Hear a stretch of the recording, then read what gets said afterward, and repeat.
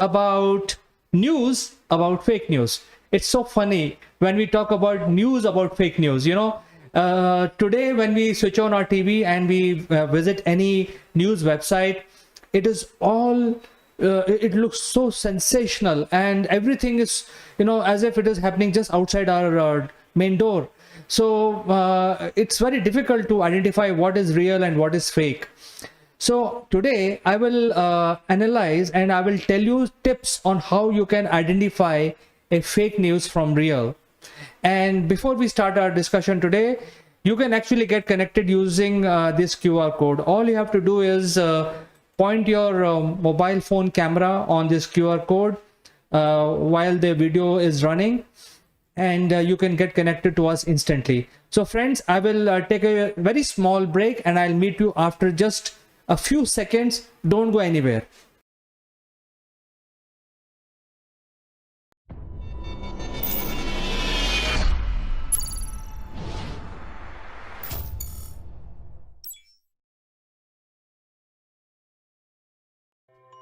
Welcome back, friends, in this section of AAA. And as you know that in AAA, we actually analyze the latest happening around us. And today's latest happening is something which is so surprising. We don't know what is happening and what is really in reality not happening. And that is the arena of the fake news. So friends, it is a challenge to identify what is fake and what is not. And this fake news arena is also is very risky for most of us, because it can create an environment where we can get involved in something for which the incident may not be real also. And this has happened in the past.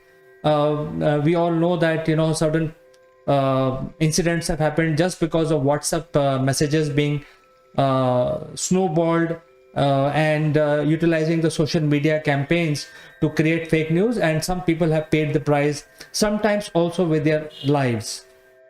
So it is a fake news scenario is very risky. It's real, and we have to guard ourselves from all sort of fake news. So number one fake news platform is WhatsApp. Why WhatsApp? Because it's very quick. You can suppose you want to create a campaign and you want to basically gather people in groups and create some sort of mayhem. The WhatsApp as a tool, it's a very very good tool for communication, but it can be misused to create a fake news. And that is why whenever you see something on WhatsApp saying that XYZ is happening, please gather in this place, you can actually just take that entire sentence out of WhatsApp and put it on Google and search whether this incident is really happening or not. So I think the first thing, as citizens of any country, we have to first analyze whether some information that we have received from WhatsApp or some sort of a group, is it real or is it some sort of fake news. And by doing this is just a simple step. We just copy that information, put it on Google, and Google will search whether such an incident has really happened or not.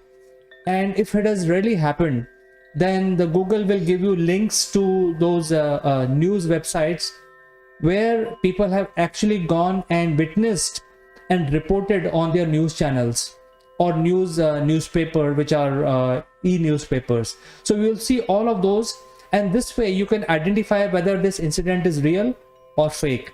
And if it is identified as fake, that means if you don't hit any links for that particular incident, that means it is bound to be a fake news. So you can simply ignore it, probably move out of that group which is trying to spread fake news, because fake news can be very, very dangerous for safety and security of yourself, your family and friends. So that is the tip number one, which is how you can identify the biggest spreader of fake news which is happening today on WhatsApp. The second biggest area is Facebook. Facebook is a fantastic social media platform. It has a lot of applications. the applications are there because there are a lot of business that it has a potential to generate a lot of business or a lot of other social media activities, but it can be also misused. So Facebook group is a very powerful tool, much more powerful than WhatsApp. And Facebook group allow you to basically form a sort of membership to your idea, to your business, or to your ideology. So you can create any type of group. There are different categories of group that you can create in Facebook, and then start asking members to join the group so that you can share your ideas within a group. So it is a replacement of the group discussion you used to have physically. Now you do it in Facebook group, and like-minded people get together in group, and you can have a discussion. You can also have a video discussion in Facebook, and there is literally no limit to how many people can join in a group. Unlike WhatsApp, where one group can have only 250 members, in Facebook you can have as many members who are aligned to you can join. It could be in thousands, it could be in 100,000 or more. So the group is a very powerful tool in Facebook, and this is where the fake news arena also comes in. So many times people who are in the business of spreading fake news also use certain groups to spread the fake news quickly and faster, and they know that the profile of their members also. So now this is much more stronger. They know that these are the members who will get what I'm typing here, and these guys will then further spread it to other groups. So here the accountability really is recorded by Facebook, and in case Facebook themselves identify that there is a fake some sort of fake news scenario, then they can down that particular group or penalize certain people. But while the social media platform is doing whatever they can, we should also check whatever we are hearing on Facebook or other social media platform. We should also check. The method remains the same. You take that information, search it out, and see whether there are reporting happenings around that incident. For example, I will give an example of recently there was a news that Mamata Banerjee has been honored by United Nations. Now some people say it was a fake news.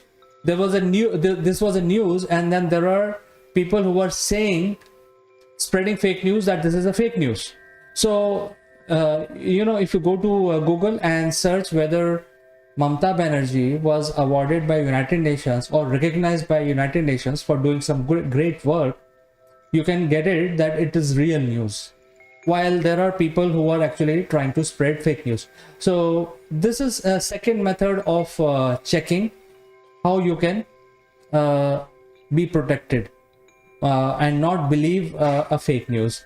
In today's environment, it is very important not to trust what you get to see, because I think there are two ways to really see how you are using your media.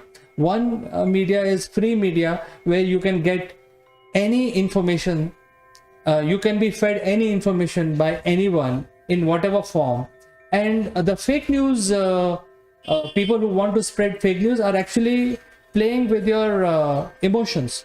They are playing with your ideological biases, and they are actually giving you certain keywords which you tend to believe more than others. And it is actually happening in all societies, all religion, and all lobbies.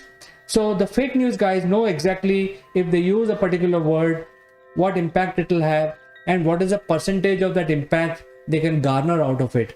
So that is why I think the third thing that I want to tell you is, I think we should get rid of any bias that we have today. It is very important in today's environment to not have any bias. We should not make up our mind or sort of fine-tune our mind upfront by creating different biases, because if we have a bias already in us, then whenever we hear something, without analyzing, we tend to believe that because we already have a bias around that subject. So I think the third most important aspect of how do we not have fake news is basically get rid of any biases. It's difficult, it is easier said than done, but we have to do it because the environment is so different now.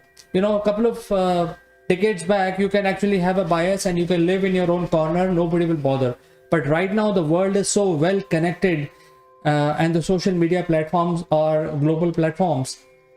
That is why we cannot have any bias. I think we need to normalize our thought process. We need to get normalized, we need to get grounded, and at the same time we have to tell our children also, our family and friends, not to develop any sort of bias of any type of or any kind, because if you have a bias in you, that is when you get played by the fake news operators. So that is number 3. Number 4, always get your news from multiple sources, get it verified. Suppose you are watching a particular channel and they are showing certain activity going on, just flip the channel. It is in your hand. You have the remote in your hand. Just flip the channel, see what other channels are reporting and verify whether this is right or wrong. But at times this could be very difficult because not everybody has a lot of time to see whether how many channels they can watch. So that is why I'm making an appeal to all the business people or media operators to come up with a with some sort of a new way of consuming media. I think the media should be a paid media, because if you are paying for your media, then you will the media will not be dependent on TRPs and advertising credits, and therefore they will actually start reporting the right things, because there is no pressure to sensationalize everything and play on your bias. They will then go back to the basics and start reporting things, and then you as a consumer, you have the plug in your own hand. If you're paying for that media and if you find out that that media house is reporting wrong, then you can simply stop paying them and you move on to the media which you like, which you think is genuine and it's not biased. So this way, if you are consuming a paid media like we used to do during newspaper, we used to pay for a newspaper and we used to read newspaper. But right now all the news platforms are free. They're coming for free into our desktops or mobile devices or tabs or TV. It's all free. So I think we need to rethink how we are consuming our media. I think the whole industry has to rethink how they are doing it. And I think if it is a paid media, then chances are there will be no fake news. So friends, do you agree with me whatever I have said today? I like to look for get your comments. I like to get your suggestions in AAA section, and based on your suggestions, I will like to invite you to my live show so that we can present to our audience live together on the subject which is very pressing. So for today, I like to say goodbye, only to catch you next time.